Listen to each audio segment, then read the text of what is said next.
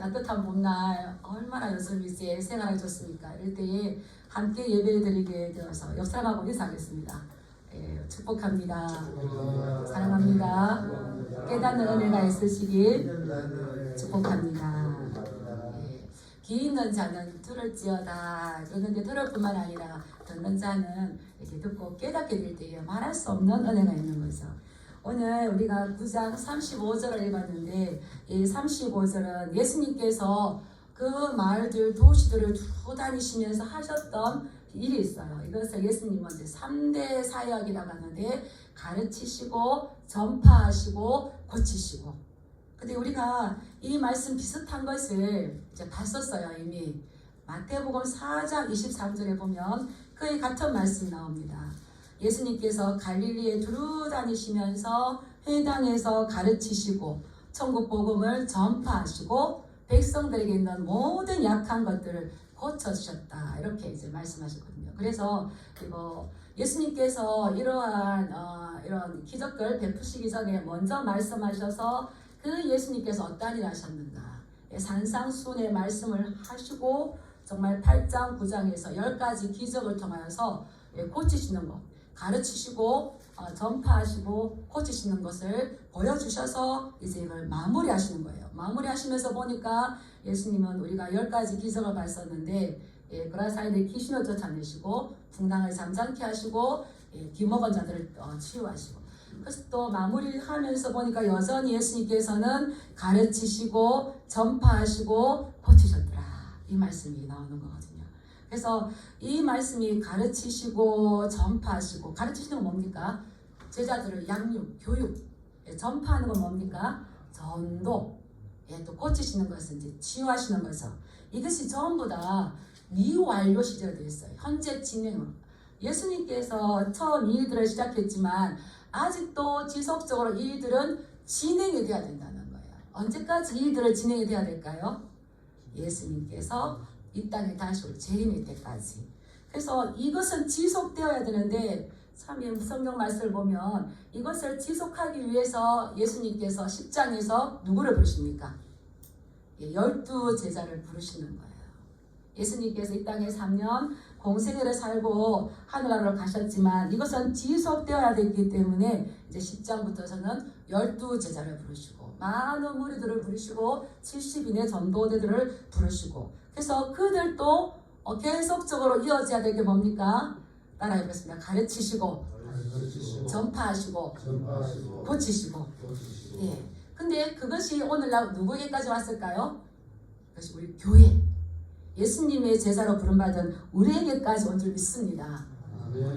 예, 근데 이 예수님의 이 3대 사역의 순서를 보면 첫 번째가 가르치시는 거예요.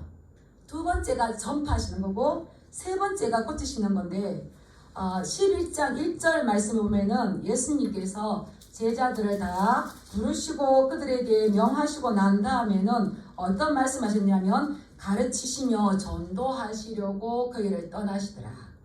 가르치시고 전도하시는 거예요. 고치시는 게 나왔어요, 안 나왔어요? 예, 첫 번째가 뭡니까? 가르치시는 거예요. 가르치시는 거. 그래서 마태복음 24장에도 보면 이 천국 복음이 모든 민족에게 증언되기 위하여서 온 세상에 전파될 건데, 증언, 이 말씀이 전파되는 것이 되면 그때에 예수님께서 이 땅에 끝이 올 것이다. 그래서 4장 23절, 9장 35절, 11장 1절, 24장에도 이렇게 보면 첫 번째가 뭡니까? 가르치는 거예요. 두 번째가 뭡니까? 전파하는 거예요. 왜 이 치유하는 거는 예수님께서 뒤에 순서에 아예 안 나올까요? 제가 보니까 말씀을 바르게 가르침 받으면 치유는 일어납니다. 여러분 아멘 하시는 분이 성인이잖아요. 말씀을 올바르게 딱 들으면 치유는 일어나요. 그래서 중요한 건 올바르게 가르침 받는 줄 믿습니다. 그 예수님의 핵심 이 사역이 오늘날 우리 교회에도 주어졌는데, 그렇다면 교회가 해야 할 건 뭘까요? 교회의 전체성. 가르치고 전파, 전도하는 거예요. 전도. 이거를 해야, 이것을 중심으로 잡을 때에 우리가 열심히 하나님의 말씀을 가르침 받고, 하나님의 말씀 가르침 받는 것을 오늘 장로님이 신령과 골수를 찔러 쪼개 뛰는 말씀, 그러나 거기에서 못 멈추면 안 된다는 거예요. 쪼개졌으면 어떻게 됩니까? 수술을 잘 해야 되죠. 잘 봉합을 해야 되죠. 그것은 우리가 열심히 배운 이 말씀을 나가서 열심히 전파할 때에, 이거 중심을 잡을 때에 우리의 마음이 더 아름답게 빚어지고 만들어지는 거죠. 네, 그러한 역사를 이렇게 축복합니다. 그래서 우리 교회가 교회를 사랑하시는 줄 믿습니다. 성도님들의 교회를 사랑하시는 거 보면 얼마나 감동스러운지 몰라요. 근데 우리가 중심으로 잡고 가야 하고, 건강한 교회가 되고자 할 때 교회의 정체성, 가르치고 전파하고, 또 고치고, 이런 거죠. 그래서 이제 이 말씀이 이제 보면 우리가 예수님께서 그 하셨던 그 사역을 우리는 계속적으로 이어져 가야 되는 거예요. 근데 예수님께서 한 가지 안타까운 말씀을 하십니다. 36절에 보면 무리를 보시고 불쌍히 여기시니, 예수님께서 가르치시기도 하고 전파도 하시고 모든 병과 모든 약한 것을 혼자서 하셨어요. 그러는데도 무리를 보시면서 불쌍히 여기셨다고 했었어요. 불쌍히. 여기서 불쌍히 여기셨다는 이 말은 이 헬라어로 스플랑크 니조마에, 굉장히 성경에 자주 나오는 말씀입니다. 스플랑크 니조마에, 이건데 이것은 이제 하나님의 마음을 참 많이 대변해요. 그래서 마태도 복음서에서는 이 말씀이 굉장히 많이 나오는데요. 예수님께서 어떤 기적과 이적을 행하실 때에 기본적으로 그 마음에 뭐가 있으셨을 때 하셨을까요? 불쌍히 여기는 마음. 스플랑크 니조마, 이 마음이 있을 때였던 거예요. 그래서 마태복음 14장 14절에 보면은 예수님께서 큰 무리를 보시고 불쌍히 여기셔서 그들 중에 있는 나병 환자를 고쳐주셨다고 그랬어요. 그리고 또 15장 31절에 보면은 예수님께서 이 무리를 불쌍히, 스플랑크 니조마에 불쌍히 여기셔서 4,000명의 그 먹이는 그런 기적을 또 베풀어 주셨어요. 그리고 또 2명의 소경이 와서 다윗의 자손 예수여 나를 불쌍히 여겨주셔서, 다윗의 자손이요 하니까 예수님께서도 그 소경 2명을 불쌍히 여기셔서 그를 눈을 뜨게 했습니다. 그래서 예수님의 마음을 한마디로 하면은 어떤 마음으로 가득하실까요?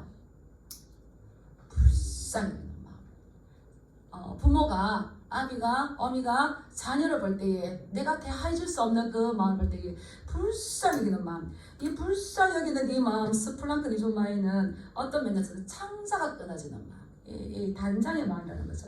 창자가 끊어지는 아픔이다. 이 고대 시대 때 사람들은 이 감정의 근원이 창자에 있다. 그래서 이 창자가 아주 격동하면서 움직이는 거. 그래서 예수님의 마음은 온통 이 목자 없는 양들, 이들에게 가 있는 거죠. 부모의 마음이 그 연약한 자녀에게 가 있는 것처럼 우리 예수님의 마음은 온통 그들에게 가 계셨어요. 장녀와 세리와 이 죄인들 온통 그들에게 가셔서 그들에게 불쌍히 여기시는데, 이것은 예수님의 마음뿐만 아니라 우리를 향하신 누구의 마음이라고요? 하나님 아버지의 마음인 줄 믿습니다. 그리고 또 예수님께서 이 무리들을 불쌍히 보시는 이 마음이기 때문에 이들을, 불쌍한 이들을 올바르게 삶을 살게 하기 위해서 뭘 주셨을까요? 그 불쌍한 마음이 골고다 언덕을 십자가를 좀 오르셨던 이 마음이 있는 것 같아요. 우리가 서로 하나 될 수 있는 마음은 어떤 마음일까요? 불쌍히 있는 마음. 서로 불쌍히 있는 마음. 부부가 하나 될 수 있는 마음은 뭘까요? 서로 불쌍히 있는 마음. 부모 자녀 하나 될 수 있는 마음은 뭘까요? 자녀들이 크는가 봐요. 엄마를 불쌍히 불쌍해서 엄마. 그러면 또 아이고 저게 컸다고. 또 이제 성도님들 목사를 또 불쌍히 해주시죠. 또 얼마나 감사한지. 이런 마음들이 있을 때에 상대방의 아픔을 내 아픔처럼 느끼는 이 불쌍한 마음이 있을 때에 이것이 이제 서로 하나 되게 만드는 거죠. 그래서 예수님께서는 우리를 보시고 불쌍히 창자가 끊어지는 이 아픔, 이 격동하는 이 마음을 가졌던 거예요. 왜 그렇습니까? 뒤에 보면은 이는, 성경에서 이는 나오는 이 말은 왜냐하면 그들이 목자 없는 양과 같이 고생하며 기진함이라. 이 무리를 보니까 고생하며 기진하는데 그것은 목자 없는 양과 같다. 이 양들은 어떤 상황 가운데서든지 이 목자의 이러한 돌봄이 없으면은, 전적으로 그 돌봐주는 게 없으면은 사실은 생명력까지도 유지하기가 쉽지 않습니다. 이게 고생한다는 말은 이거 스플레인이란 말이 있는데 무엇인가에 짓이겨져서 못 쓰게 되는 상태, 짓이겨져서 짓밟히게 돼서 이 괴롭힘을 당해서 너덜너덜. 우리가 너무 힘들면은 저녁에 어떻게 하면 나 좀 너덜너덜해. 너덜너덜하니까 건드리지 마. 짓이겨져 가지고 이 못 쓰게 되는 상태, 너무 괴로운 상태죠. 그래서 기진하다는 것은 이 립테인인데 던져졌다는 거예요. 어떻게? 위에서 아래로 팍 던져졌기 때문에 바닥에 내동댕이 쳐서 어쩔 줄 모르는. 이 백성들을 보니까 이 양처럼, 목 잡는 양처럼 내동댕이 쳐주고 짓이겨져서 어쩔 줄 몰라 하는 그러한 상태에 있으니까 그들을 불쌍하게 보셨다는 겁니다. 왜 그들을 이러한 상태에 놓였을까요? 예수님께서 기적을 행하시고 기적을 행하실 때에 그들은 예수님을 칭찬했던 것이 아니라 저 귀신 들려서 저런다. 비방했어요. 종교 지도자들이. 이 영적으로 무지한 종교 지도자들은 이 예수님, 하나님이 인간의 몸을 입고 오셨던 이 예수님도 이게 몰라봤는데 이 백성들을 올바른 길로 인도할 가능성은 거의 없는 거죠. 그래서 전적으로 목자들이 있어야 살 수 있는.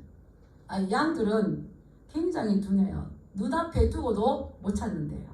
그래서 이제 집에 다 왔음에도 불구하고 목자가 양을 우리 안에 인도하지 않으면 그 집도 못 찾는 아주 시력이 너무 안 좋죠.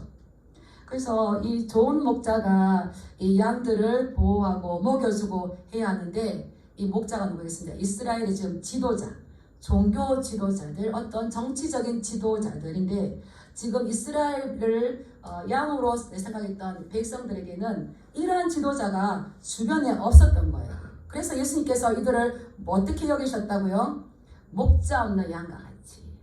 그래서 목자 없는 양이라는 말은 우리가 많이 들었기 때문에 성경에 나오는가 보다 이러는데 저도 이제 공부하면서 알았어요. 제가 예전에는 얼마나 아는 걸 다 끄집어다가 막 이렇게 설교할 때 쓰려고 그랬는데 이제 다시 공부해 보니까 이런 말이 썼을 때에 그 용례 처음에 어디에서 이것을 썼는가 이것을 바라보면서 거기에서 이렇게 가져오더라고요.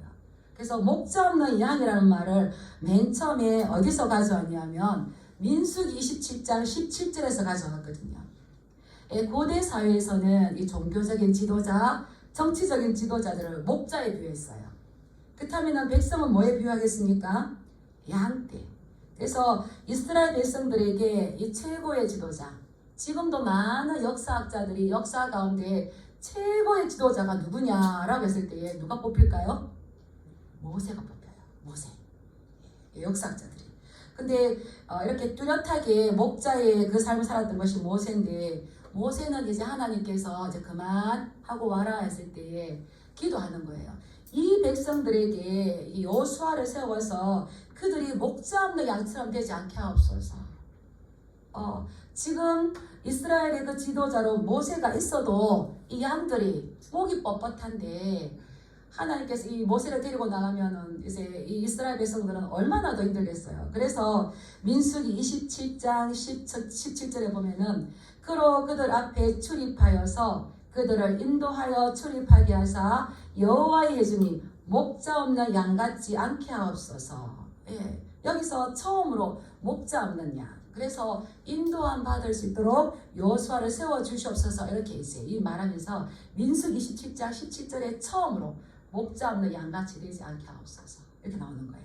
그런데 더 충격적인 건 이것을 구체적으로 말씀하신 구약적인 배경이요.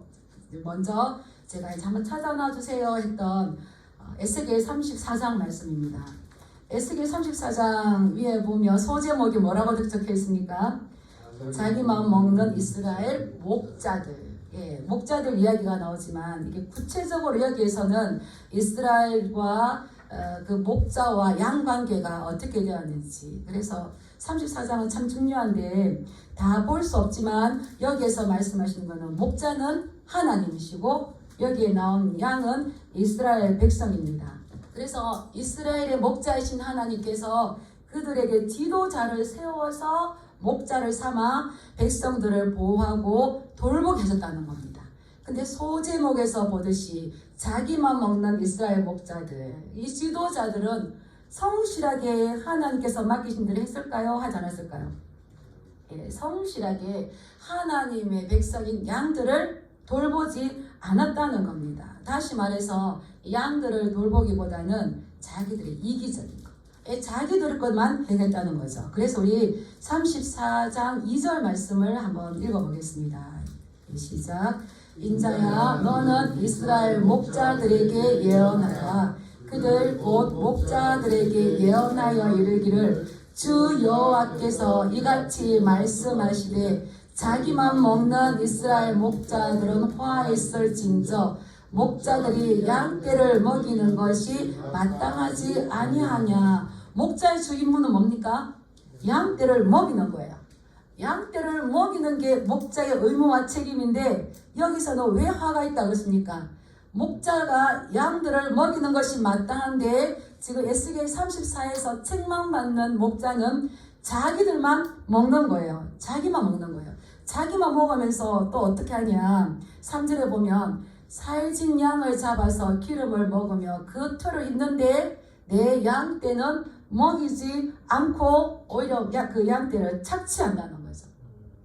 착취한다는 겁니다. 얼마나 괴롭히는지 모르겠어요.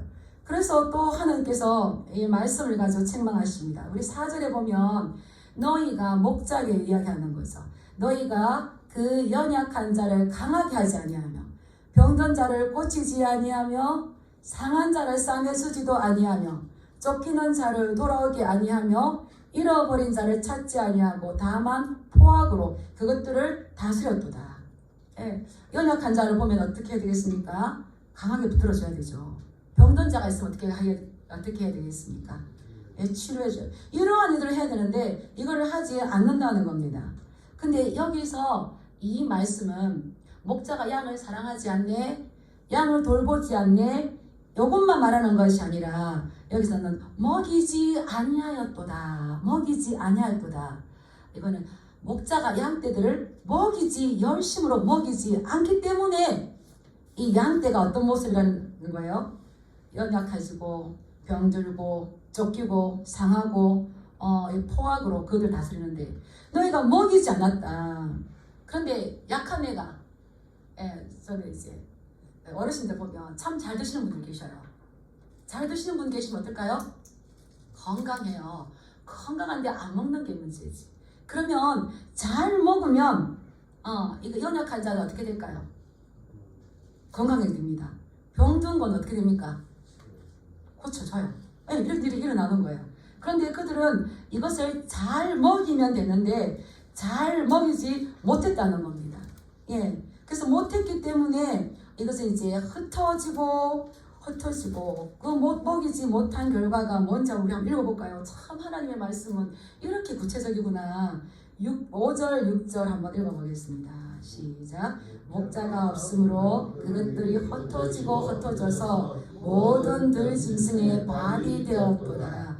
내 양떼가 모든 산과 높은 메뿌리에마다 유리되었고 내 양떼가 온 지면에 흩어졌으되 찾고 찾는 자가 없었도다. 이렇게 포악하게 착취하니까 양들이 살 수가 없으니까 살겠다고 흩어졌습니다. 흩어졌는데 더 기가 차는 거는 이 짐승의 밥이 되었는데도 목자들은 어떻게 한다고요? 찾는 자가 없대요. 찾는 자가. 우리가 잃어버린 양이 됐다면 내가 지금 짐승의 밥이 될 상황이었어요. 목자가 나를 찾으러 오지 않았어. 입장을 바꿔놓고 보면 얼마나 밤이 왔을 때 무서울까요? 그래서 포악하게 하니까 흩어졌고 유리하는 거예요. 이것저것 떠돌아다니는.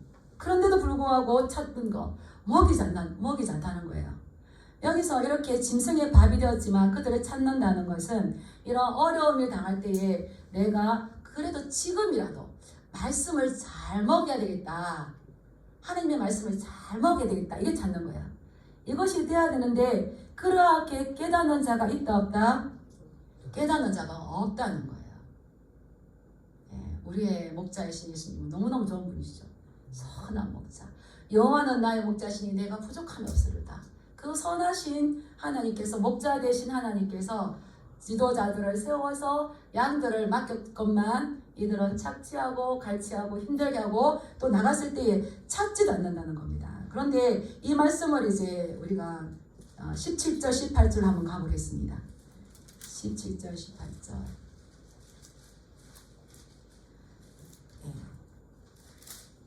이제 그러하게 그것이 그냥 끝나는 것이 아니라 하나님께서 그러한 자들을 어떻게 하시는지 우리 17절 18절 한번 읽겠습니다. 주 여호와께서 이같이 말씀하셨느니라. 나의 양떼 너희여, 내가 양과 양 사이와 순양과 순년소 사이에서 심판하노라. 너희가 좋은 꼴을 먹는 것을 작은 일로 여기느냐? 어찌하여 남은 꼴로 발로 밟았느냐? 너희가 맑은 물을 마시는 것을 작은 일로 여기느냐? 어찌하여 남은 물을 발로 더럽혔느냐? 여기서 보면 14절에도 보면 좋은 꼴을 먹이고 14절에 보면 좋은 꼴을 먹이고 이렇게 나와 있고요. 16절 뒤에도 보면은 그것들을 먹이리라, 먹이는 거. 그 다음에 18절 말씀 보면은 좋은 꼴을 먹이는 거, 먹이는 거. 예. 우리가 자녀가 예쁘면 뭐라 말합니까? 맛있는 거 사줄까? 어디 가서 먹여줄까? 이러잖아요. 하나님의 온통 그 관심은 뭐 있습니까? 먹이는 거 있는 거, 먹이는 거. 그래서 이 좋은 꼴을 먹이고 맑은 물을 마시게 하는 게 하나님의 그 양들 향한 관심인데, 이 지도자들은 먹이는 것이 아니라 오히려 먹이기는커녕 자기가 배부르게 먹고 남은 것을 18절에 뭐 한다고 했습니까? 발로 밟았다는 거예요. 발로 밟았다는 거예요. 근데 그 양이 누구의 양이라는 겁니까? 예, 나의 양. 그 발로 밟았는데 우리 19절 말씀 한번 읽어볼게요. 또 시작. 나의 양은 너희 발로 밟은 것을 먹으며 너희 발로 더럽힌 것을 마시는도다 하셨느니라. 지금 이스라엘 백성들 에게 목자가 있습니까? 없습니까? 목자가 있습니다. 지금 목자가 있는데 목자가 자기들의 책임과 의무를 다하지 않을 뿐만 아니라 자기들은 배부르게 먹고 남은 것들을 양이 먹으려고 했을 때 오히려 그것을 못 먹도록 발로 밟아서 더럽혀버린다는 겁니다. 근데 19절의 말씀을 보면 하나님께서 이 양들을 누구의 양이라고 그럽니까? 나의 양. 예, 나의 양. 양들이라고 해서 다 좋은 양은 아니라는 게 성경에서 말씀해주고 있는 거죠. 예, 양들 중에서도 이 나쁜 양이 있어서 다른 양들을 괴롭힌다는 거예요. 지도자로 세웠지만 그 또한 목자가 아니라 그 또한 하나님의 양인 겁니다. 예, 근데 이 하나님의 양을 맡겨놨던 지도자들은 오히려 백성들이 먹으려고 하면은 그것을 못 먹게 회방하고 더럽혀 버린다는 거죠. 하나님께서 이것을 보고 또한 하나님께서 보실 뿐만 아니라 나의 양은 너희 발로 밟은 것을 먹으며 너희 발로 더럽힌 것을 마시게 하는도다. 이 모습을 지금 우리가 멀리서 목자가 그렇게 하는 것을 우리가 보고 있어요. 그러면 우리 마음 어떻겠습니까? 아이고 네 목자 네 양이니까 네가 알아서 해 이러겠습니까? 화가 나겠죠. 우리가 에티오피아라든지 난민들을 보면서 막 마음이 이게 막 측은지심으로 쌓이는 이유가 뭡니까? 그들에 대한 이 불쌍한 마음들이 이게 발동하는 거죠. 그들도 깨끗한 꼴을 먹고 깨끗한 물을 마셔야 되는데 이 발로 더럽혀진 거. 다시 말하면은 시궁창과 같은 이 음식을 먹고 그런 양이 살 수 없어서 흩어지는 이 모습을 보면 우리가 아마 우리도 이제 매스컴에 나오는 걸 본다면은 막 나쁘다 그럴 거예요. 막 나쁘다. 저희는 친정 어머니와 큰 언니와 제가 만났을 때에 하는 게 있어요. 어머니가 이야기로 제가 볼 때는 어머니도 이 측은지심 참 많으시고 불쌍히 좀 마음이 많은 것 같아요. 그럼 그 이야기를 들으면 막 웁니다. 이제 조카들 어떻게 키웠고 불쌍히 막 웁니다. 그럼 또 이제 큰 언니도 울어요. 근데 큰 언니는 어떤 걸 가지고 우냐 하면은 북한의 어린아이들 보면 그렇게 눈물이 난대요. 그래서 또 그 이야기를 또 막 울어요. 또 막 울어요. 또 제가 이제 이렇게 사역에가 가운데 있었던 이야기를 막 울어요. 그래서 저는 제가 천성이 눈물이 많은 줄 알았는데 보니까 어머니의 그 측은지심을 이제 이렇게 가지고 갔고 이게 이제 그 핏줄인 것 같다는 생각이 들었었어요. 그러니까 그런 거 보면은 어떻게 저 어린 아이들이 저렇게 제비족이 되게 만들게 저렇게 할까? 이렇게 남미 되게 만들까? 어떻게 흩어지게 만들까? 우리가 분노하지 않습니까? 분노하는데 정작 이스라엘 땅에서 목자들에게 맡겼더니 목자들이 이러한 일들을 한다는 겁니다. 그러면 우리 하나님의 눈에 천불이 날까요? 안 날까요? 속이 터질까 안 터질까요? 속이 터집니다. 그래서 하나님께서 어떻게 하시는지 우리 20절, 21절 한번 읽어보겠습니다. 20절 한번 읽어볼게요. 20절 시작. 그러므로 주 여호와께서 그들에게 이같이 말씀하시되 나 곧 내가 살찐 양과 화려한 양 사이에서 뭐 하리라? 심판할 것이 심판. 살찐 양은 뭡니까? 힘있고 강한 자. 파리한 양은 연약한 자를 구분하여서 하나님께서 심판하실 수밖에 없어요. 또도 이 목자들의 행동이 구체적으로 나옵니다. 우리 21절 읽어볼까요? 시작. 너희가 옆구리와 어깨로 밀어뜨리고 모든 병든 자를 불러 받아 무리를 밖으로 흩어지게 하는도다. 이 음식을 짓밟아서 더럽혀서 못 먹게 만들 뿐만 아니라 더 어처구니 없는 건 연약해서 목자의 절박한 도움을 필요하는 그들에게 어떻게 합니까? 어깨로 밀어서 무리에서 나가게 만든다는 거예요. 어깨로 밀어버리고 어때요? 또 병든 자들을 불로 받아서 양무리 가운데에서 흩어지게 만든다는 겁니다. 그래서 22절에 보면 그러므로 내가 이 노략거리가 되지 않도록 양과 양 사이에 뭐 하리라? 심판하신다는 거죠. 심판. 하나님께서 이스라엘 백성들에게 하나님 대신에 지도자들을 세웠습니다. 그들도 또한 하나님의 양입니다.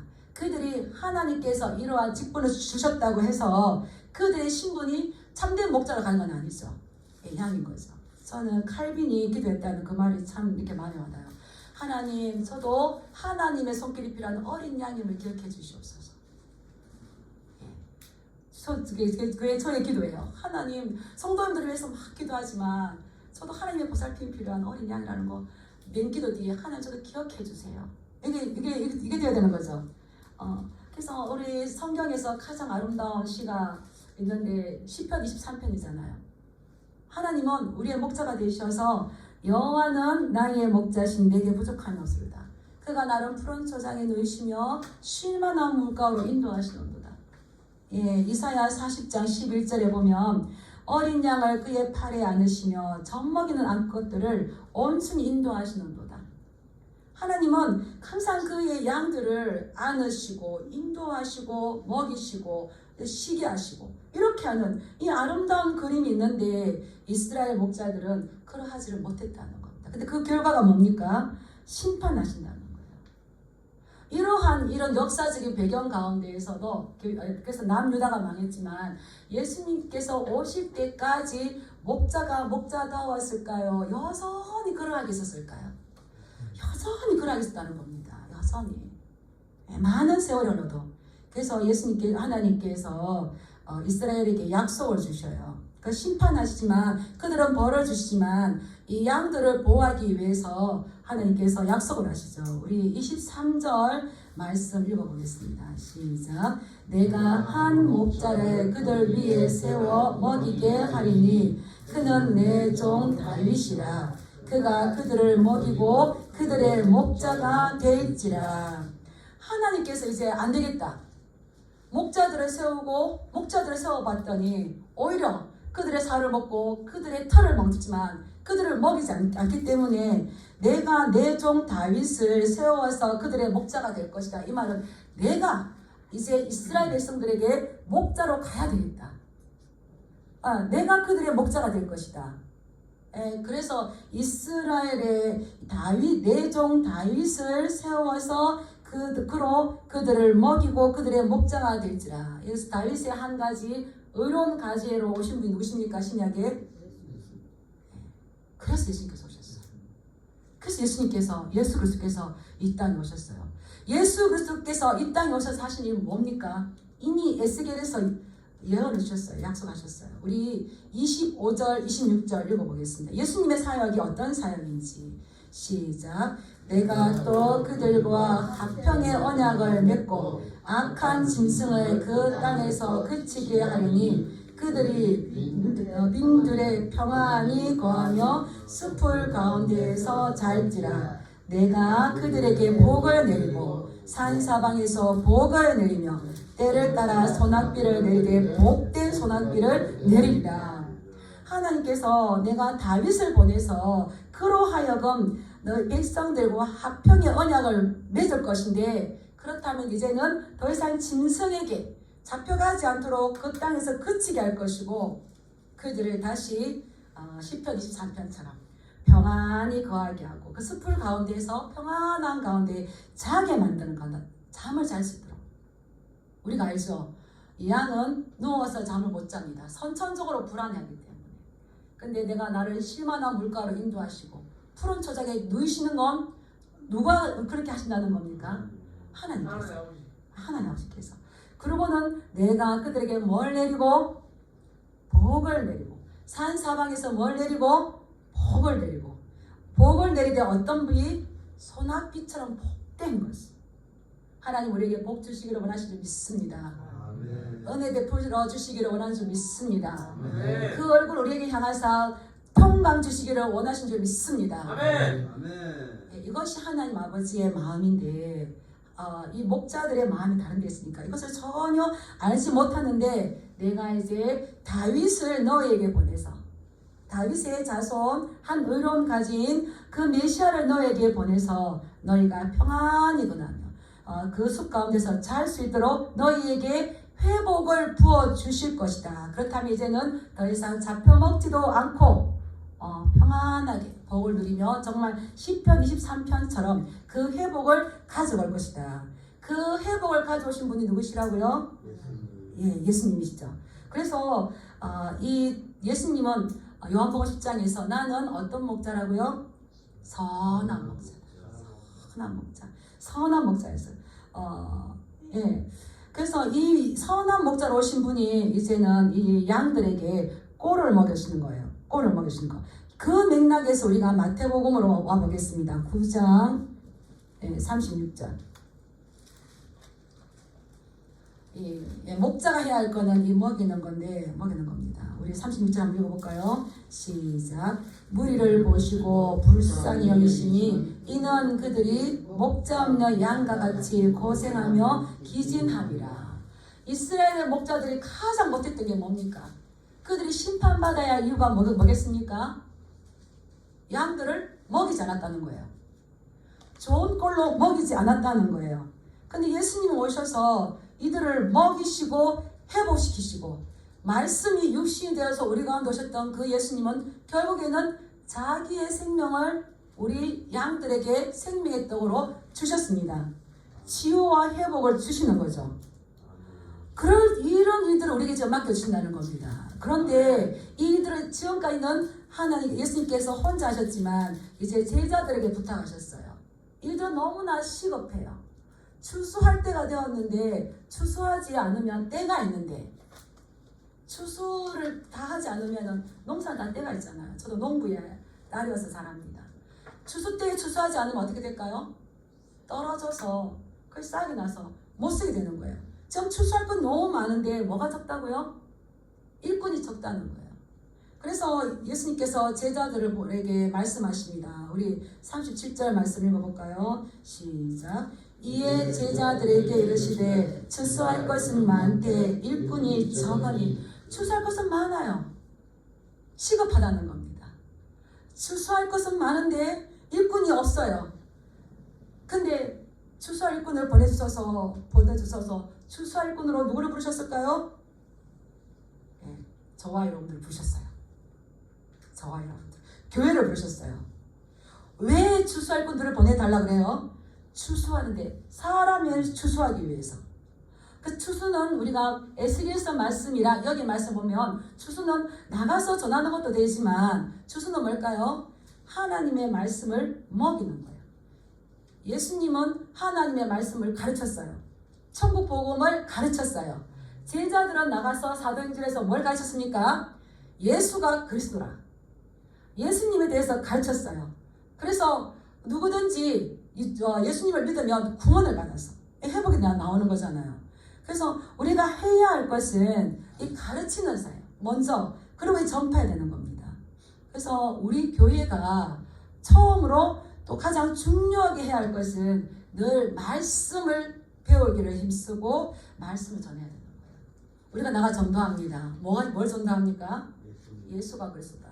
그 하나님께서 우리를 위해서 누구를 보내주셨고 그 예수님께서 우리를 위해서 무슨 일을 하셨는지를 전하는 게 뭡니까?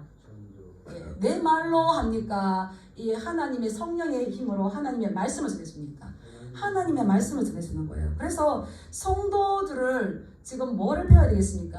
하나님의 말씀을 올바로 배워야 된다. 그래서 하나님의 말씀을 먹이는 누구를 얘기하는 겁니까? 그냥 목사를 기도할 때에 저도 평신도에서 알아요. 목사님에서 막 기도하면 그 말씀이 달고 오면 나의 말씀이 이제 되더라고요. 그래서 우리가 올바른 하나님의 말씀을 먹어야 되고 목자는 올바른 하나님의 말씀을 먹일 수가 있어야 그들이 유리 방황하지 않고 집으로 돌아오고 그들이 힘이 있어진다는 겁니다. 그래서 제가 이렇게 볼 때에 하나님의 말씀을 열심히 먹는 분들은요, 아무리 큰 고난이 와도 잘 이겨냅니다. 시험을 잘 이겨냅니다. 왜 그렇습니까? 말씀을 통해서 그 고난보다 고난 뒤에 예비하신 은혜가 있다는 것을 알거든요. 우리는 가르치고 전파하는 이것을 우리 교회에 주셨습니다. 여기에 잘 집중하여서 건강한 교회를 만드시는 저와 여러분 되게 주님의 이름으로 축복합니다. 예, 요한복음 21장에 보면 예수님께서 부활하신 예수님께서 제자들을 찾아오세요. 제자들을 찾아오셔서 이제 생선을 구워서 밥을 먹이시죠. 그러고는 이제 베드로에게 묻습니다. 베드로, 얼마나 베드로가 민망했겠어요. 그런데 베드로에게 예수님께서 요한의 아들 시몬아, 내가 이 사람들보다 나를 더 사랑하느냐 물으시는 거예요. 여기 있는 다른 제자들보다 나를 더 사랑하느냐. 그래서 베드로가 뭐라 그럽니까? 주님 그렇습니다. 그 예수님께서 뭐라 말씀하세요? 네, 어린 양을 먹이라 그러시죠. 근데 또 한 번만 하셨어도 될 건데 또 물으시는 거예요. 요한의 아들 시몬아, 내가 나를 사랑하느냐. 예수님 그럽니다. 또 물으시는 거예요. 요한의 아들 시몬아, 내가 나를 사랑하느냐. 그때 이 베드로가 뭐라 그럽니까? 주님 모든 것을 아시오매 내가 주님을 사랑하는 줄 주님께서 아시나이다. 모든 것을 아시죠. 너희가 다 나를 버리고 도망갈 것이다. 이러니까 베드로가 뭐라고 했어요? 다 도망갈지라도 저는 끝까지 따라가겠습니다. 이렇게 했어요. 그런데 다 굴기 전에 그 여자 앞에서 뭐라 했습니까? 나는 그를 알지 못하노라 부인하며 부인했잖아요. 그 나가서 밖에 나가서 한없이 울었어요. 이걸 예수님께서 아실까요? 모르실까요? 그러니까 예수님 사랑합니다. 사랑합니다. 그냥 말할 수 없는 거예요. 그래서 뒤에는 주님 이 모든 거 내가 막 맹세를 했지만 그 맹세를 지키지 못하고 어린 종 앞에서 여종 앞에서 예수님을 부인하고 내가 모른다고 했던 이 모든 것을 다 아시지만 그러나 제 마음속 깊은 곳에서 제가 주님을 사랑하는 줄 주님은 아시나이다. 아멘. 네, 그럴 때 예수님께서 뭘 말씀하셨다고요? 내 양을 먹이라. 우리 성도님들도 주님을 사랑하시는 줄 믿습니다. 아멘. 아주 많이 사랑하시는 줄 믿습니다. 아멘. 네, 그러면 예수님께서 네가 나를 사랑하느냐 베드로에게 내 양을 먹이라 그러셨어요. 주님을 사랑하는 자들에게 주신 사명이 뭘까요? 내 양 먹이라는 거예요. 무엇을 먹이라는 겁니까? 말씀 먹이라는 거예요. 말씀. 네, 저도 주님을 사랑한다고 많이 고백했어요. 막 앉아가지고 주님 사랑해요 사랑하는데 네가 나를 사랑하느냐 내 양을 먹이라. 네가 나를 사랑하는 내 양을 먹이라. 근데 먹이려면은 내가 있어야 먹지. 내가 있어야 먹이죠. 내가 없는데 먹일 수가 있겠습니까? 결국 우리를 살아나게 하고 치유하게 하고 회복하게 하는 것은 올바로 가르치고 올바로 가르침 받고 내가 또 그 받은 말씀들을 먹이고 베레아 교회 성도들처럼 말씀이 그러한 것도 참고하고 가슴에 들어보고 짚어보고 이러 할 때에 우리는 건강하게 자랄 뿐만 아니라 다른 사람들도 먹일 수 있는 그까지 그 사명의 자리까지 간다는 겁니다. 그래서 우리는 많이 전도해야 되고 치유해야 되고 하지만 첫 번째가 뭐라고요? 따라하겠습니다. 말씀 운동이 일어나야 된다. 말씀을 뜨겁게 사랑하는 운동이 일어나야 된다. 그래서 세계적으로 교회가 부흥할 때 그 도시 있어요. 우리가 뭐 기도 많이 하고 뭐 전도 아니고 맨 첫 번째가 말씀 운동이었어요. 루터가 종교개혁할 때에 뭐가 있습니까? 성경이 막 보급되었었어요. 말씀 운동이에요. 말씀을 읽으면 어떻게 됩니까? 말씀이 거울이 되어서 우리 자신을 보게 되니까 회개 운동이 일어나요. 회개. 말씀이 운동이 있으면 막 이제 다 성경이 들어와서 그러면은 그 말씀 읽을 때에 내 자신을 보게 되어서 회개 운동이 일어나는 겁니다. 회개 운동이 일어나면은 이제 그 기도하고 나가 전도하면서 부흥이 나타나는 거죠. 우리 막 전도를 하려고 그러는데 첫 번째가 내가 하나님의 말씀을 엎드리고 묵상하고 그 하나님의 주시는 말씀의 영양가를 충분히 섭취해서 이것을 나갔을 때에 나도 살고 다른 영혼들도 생명력 넘치게 그들의 영혼을 치유하고 회복하는 올바른 추수하는 일꾼들이 될 수가 있다는 겁니다. 이럴수록 가장 기초는 뭘까요? 하나님의 말씀으로 충만하시길 축복합니다. 네, 또 이 말씀 전하는 사역자들을 위해서 많이 기도해 주시기 바랍니다. 그래서 말씀 사역이 일어날 때에 우리가 하나님의 마음을 알게 되고 우리가 우리보다 더 크신 더 심판자인 하나님이 알게 되면 하나님께서 우리에게 무엇을 맡기셨는가? 그냥 사랑합니다. 10년 갖고 올수록 쪼개는데 머무르는 것이 아니라 왜 쪼개시고 왜 우리를 회복하게 하셨는가? 사실은 또 추수할 일꾼 되게 만들어주는 거죠. 우리 오늘 우리를 이렇게 부르셨는데 먼저 우리 마음에 예수님께서 이 목자 없는 양들을 불쌍하게 보셨던 것처럼 그들에게 말씀을 먹이지 못해서 영적인 기갈로 허덕일 때에 양이 양되지 못한 것을 깨닫게 하셨던 것처럼 우리가 먼저 말씀을 잘 먹고 말씀을 묵상하고 말씀을 섭취해서 또 내가 살 뿐만 아니라 하나님의 양들을 주님의 집으로 또 인도하는 저와 여러분 되기 그러한 귀한 사명자들 되시길 주님의 이름으로 축복합니다. 기도하겠습니다.